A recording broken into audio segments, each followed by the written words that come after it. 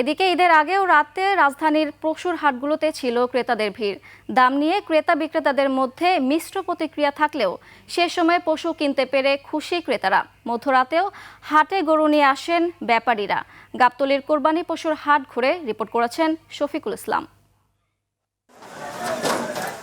রাজধানীর একমাত্র স্থায়ী পশুর হাট গাবতলীর চিত্র এটি।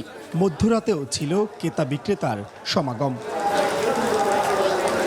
নগরীর অনেক হাটের পশু আগেভাগেই শেষ হলেও এখানে ছিল পর্যাপ্ত, তাই শেষ মুহূর্তে কোরবানির পশু কিনতে ক্রেতারা ছুটে আসেন এই হাটে।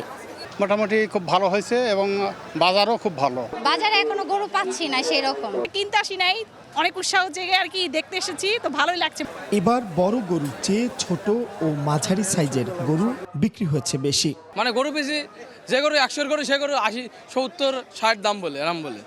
সানবিট সব দিবে সামাল। সানবিট ম্যাজিক প্রেস ডিশওয়াশিং এর মাথা ঘোরানো সলিউশন।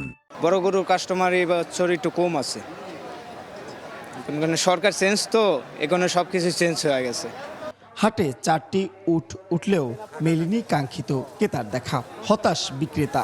আমাদের উট একটা বেচা কেনা হয়নি, আমাদের 50,000 লস হোক, তারপরেও একটা উট আমরা বেচতে পারিনি।